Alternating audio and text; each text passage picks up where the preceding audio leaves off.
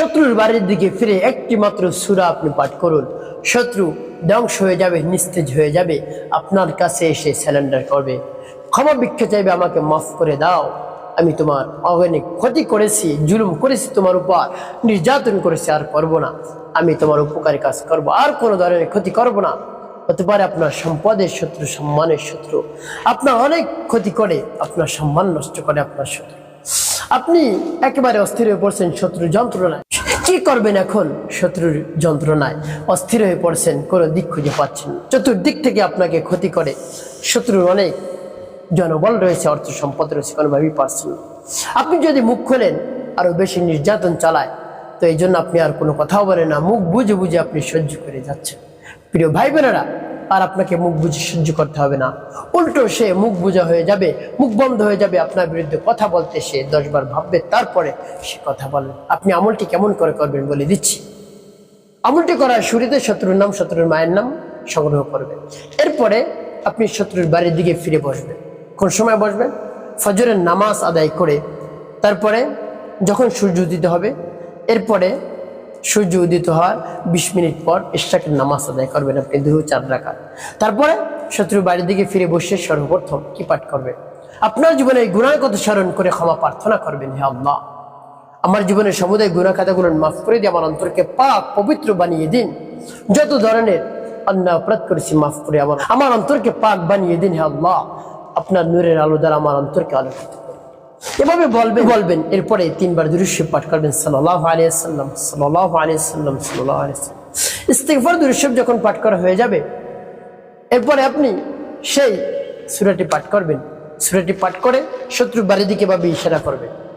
আমি বলে দিচ্ছি কোন সূরা যখন পাঠ করবেন। এর পূর্বে আল্লাহ রাব্বুল আলামিনের কাছে বলবেন একেবারে মন খুলে, হে আল্লাহ, আমি তো আপনার শরণাপন্ন হয়েছি, অনেক যন্ত্রণার মধ্যে পড়ে গিয়েছে শত্রুর কারণে, শত্রু অনেক কষ্ট দিচ্ছে, সেই কষ্ট আর সহ্য হচ্ছে না, হে আল্লাহ, শত্রুকে দমন করে দিন, নিস্তেজ করে দিন, একেবারে শায়েস্তা করে দিন, তার মনকে নরম করে দিন, গুলিয়ে দিন, সে যেন আমার ক্ষতি আর না করে, আমার উপকারে কাজ করবে, ক্ষতি যেন আর না করে। এভাবে আল্লাহ রাব্বুল আলামিনের কাছে মন খুলে প্রাণ ভরে আপনি বলবেন, দেখবেন অবশ্যই কাজ হয়ে যাবে ইনশাআল্লাহ।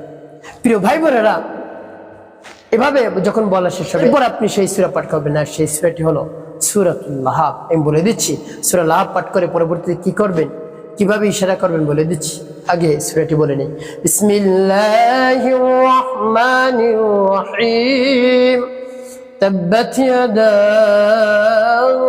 আবি লাহাবি ওয়া তাব মা আগনা আনহু মালুহু ওয়া মা কাসাব سيصلى نارا ذات لهب وامرأته حمالة الحطب في جيدها حبل من مسد। যখন পাঠ করে যাবে টিকফু, এভাবে শত্রুর বাড়ির দিকে ইশারা করবেন। তারপর আপনি আবারও পাঠ করবেন, বিসমিল্লাহির রাহমানির রাহিম। তাব্বাত ইয়াদা أبي لهب وتب ما أغنى عنه ماله وما كسب سيصلى نارا ذات لهب وامرأته حمالة الحطب في جيدها حبل من مسد। পাঠ করে সে আবার একটু, তারপর আবার ইশারা করবেন। তারপর আপনি মনে দরদ দিয়ে আবার পাঠ করবেন সূরাতুল লাহাব। বিসমিল্লাহির রাহমানির রাহিম। তাব্বাত ইয়াদা আবি লাহাবি ওয়া তাব মা আগনা আনহু মালুহু ওয়া মা কাসাব سيصلى نارا ذات لهب وامرأته حمالة الحطب في جيدها حبل من مسد। পাঠ করে সবার একটি ফু দিয়ে শত্রুর বাড়ির দিকে ভাবে ইশারা করবে। এবং কতবার পাঠ করবেন? এভাবে গুনে গুনে আপনি পাঠ করবেন 3 বার।